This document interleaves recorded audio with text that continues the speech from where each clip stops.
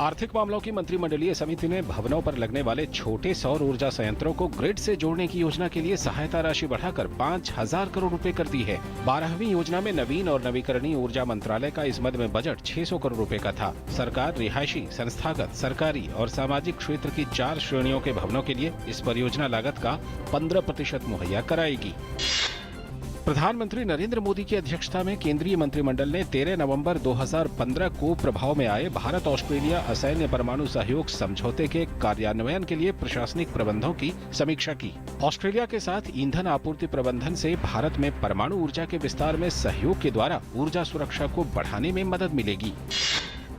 प्रधानमंत्री नरेंद्र मोदी ने पूर्व सक्रिय शासन और समयबद्ध कार्यान्वयन के लिए आईसीटी आधारित बहुप्रारूप प्लेटफॉर्म प्रगति के माध्यम से अपने 8वें वार्तालाप की अध्यक्षता की। आज की अपनी समीक्षा में प्रधानमंत्री ने दिल्ली, हरियाणा, उत्तर प्रदेश, बिहार, झारखंड, पश्चिम बंगाल, ओडिशा, छत्तीसगढ़, महाराष्ट्र और तेलंगाना सहित कई राज्यों में फैले सड़क, रेल, मेट्रो रेल, बिजली और खाद्य प्रसंस्करण क्षेत्रों में महत्वपूर्ण बुनियादी परियोजनाओं की प्रगति की समीक्षा की।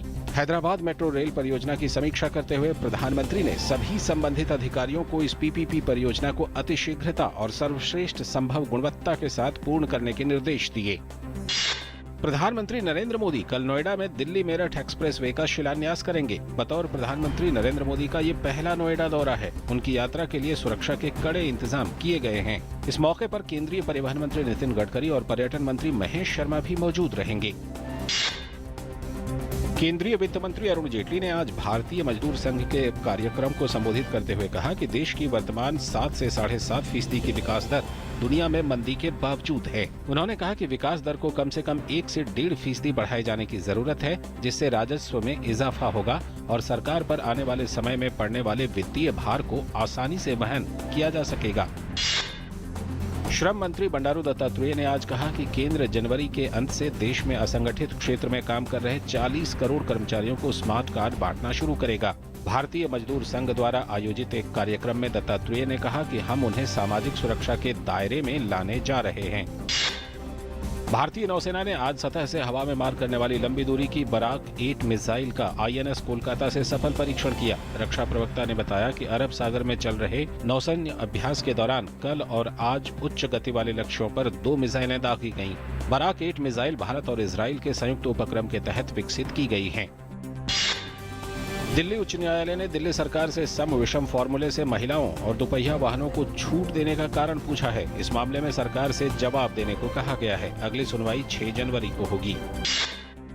समाजवादी पार्टी नेता एवं processing and construction cooperative federation limited के अध्यक्ष तोताराम यादव को मतदान केंद्र पर कब्जा करने के आरोप में गिरफ्तार कर लिया गया। हालांकि बाद में उन्हें चिकित्सकीय आधार पर रिहा कर दिया गया।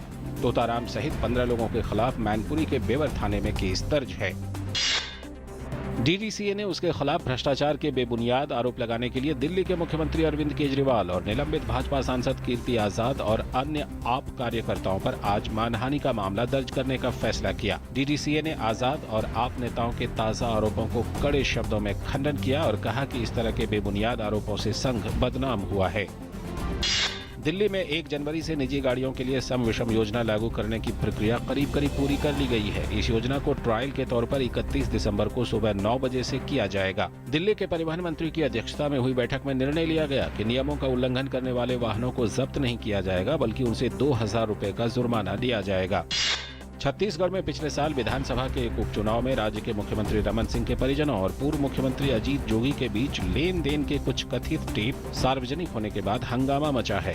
इस बीच छत्तीसगढ़ कांग्रेस ने टेप विवाद में अजीत जोगी के बेटे अमित जोगी को कारण बताओ नोटिस जारी किया है।